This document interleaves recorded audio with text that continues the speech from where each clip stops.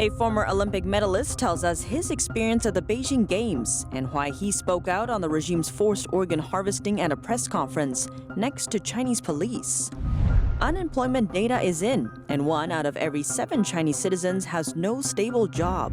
Chinese authorities have a new name for the problem, but the term is raising eyebrows.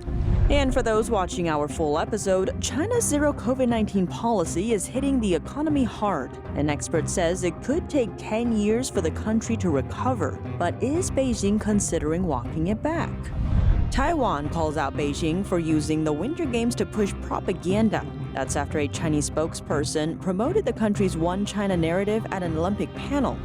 And the UK pledges $34 million to help strengthen Indo-Pacific security. It comes in the face of China's growing aggression there.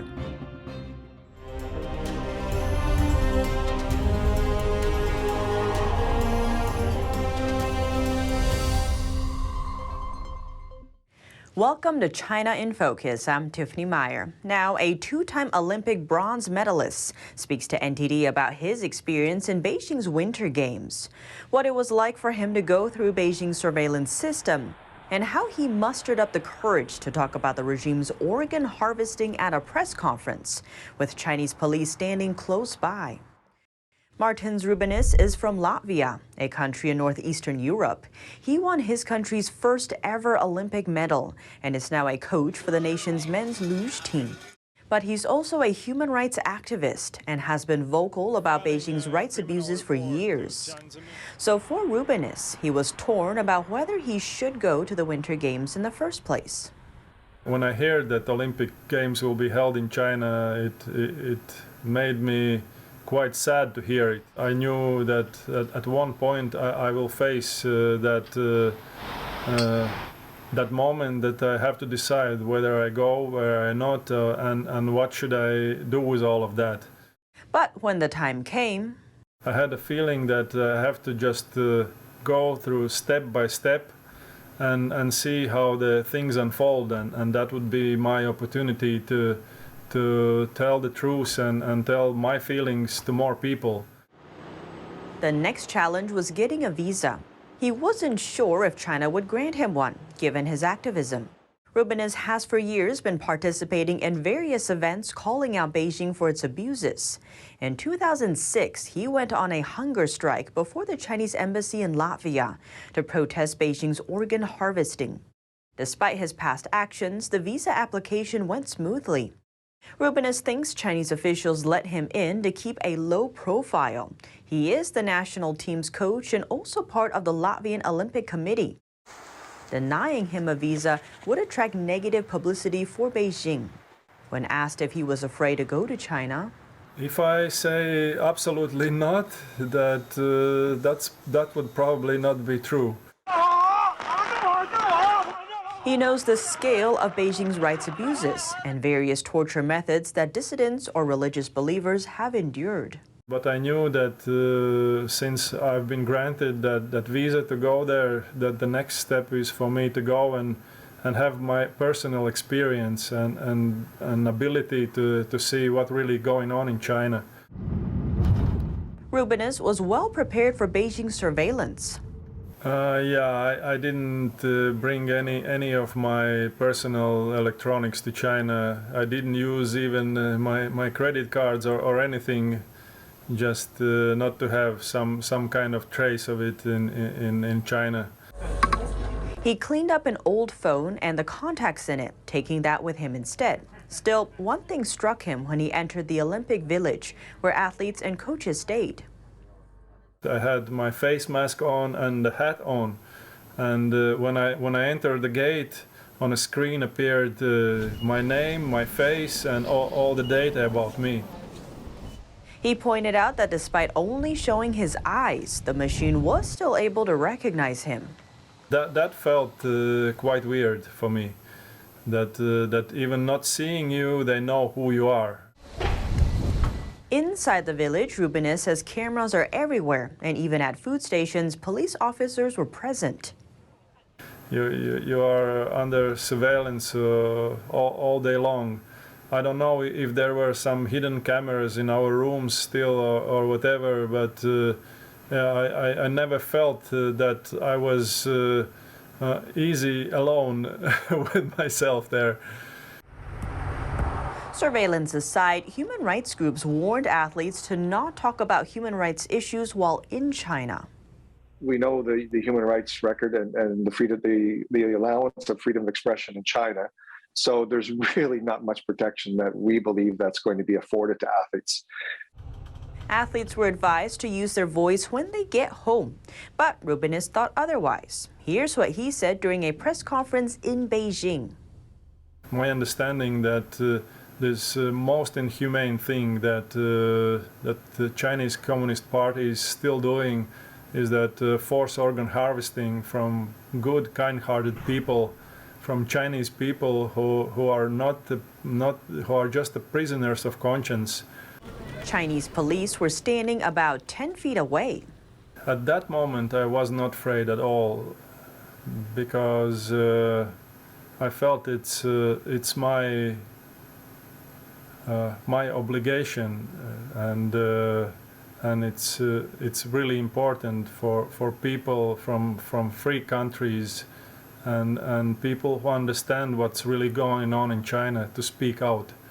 He said inside or outside China, that fact doesn't change.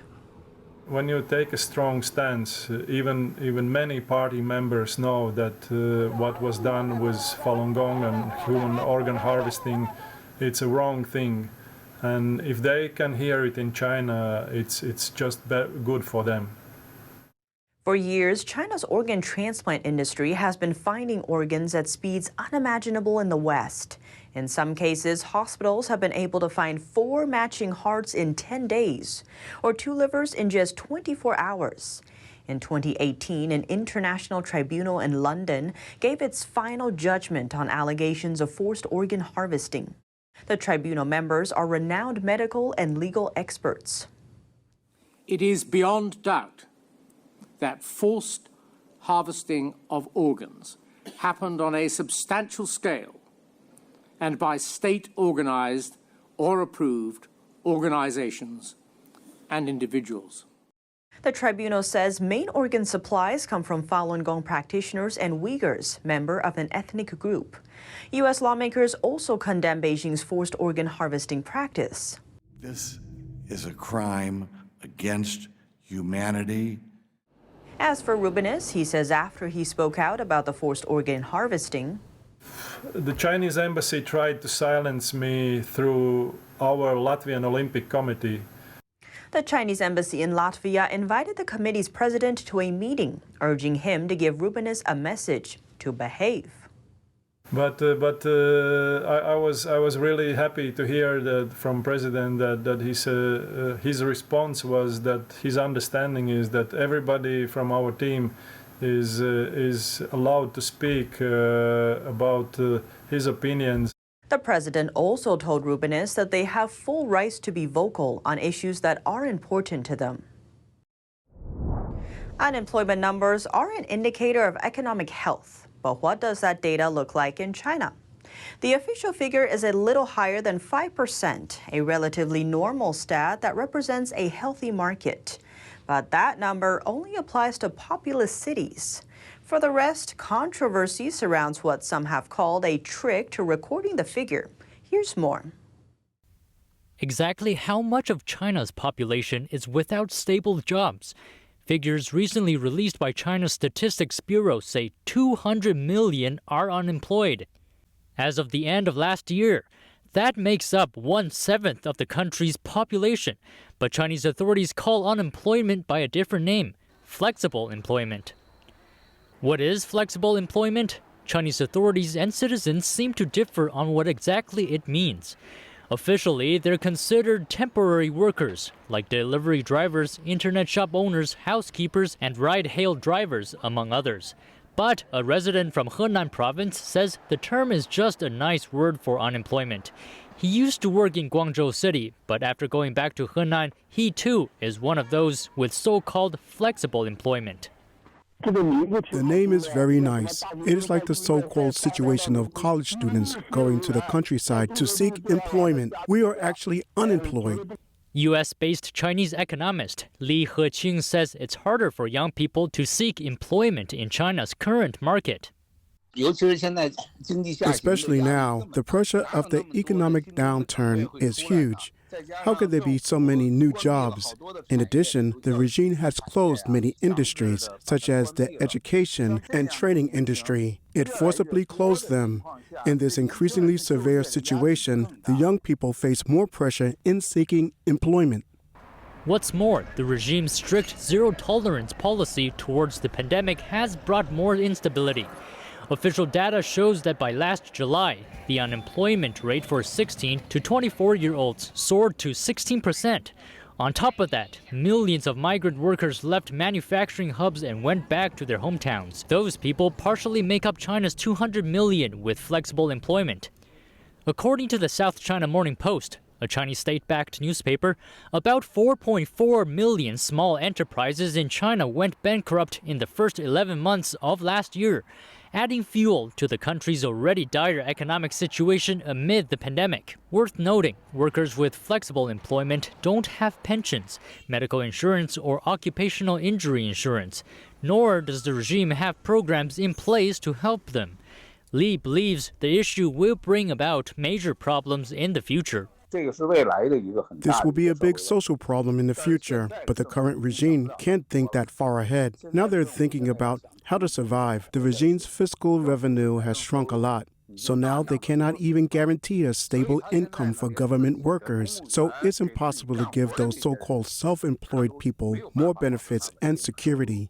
Experts say current numbers of those with flexible employment far exceed the official report. They also point out that as China's economy continues to decline, those flexible employment figures will keep rising, meaning the country's employment situation will get even harder to stabilize. Li noted that the apparent beautification of unemployment by using the term flexible employment shows that Chinese authorities aren't able to solve the problem, especially for young people. So instead, they tried to make the issues sound less severe.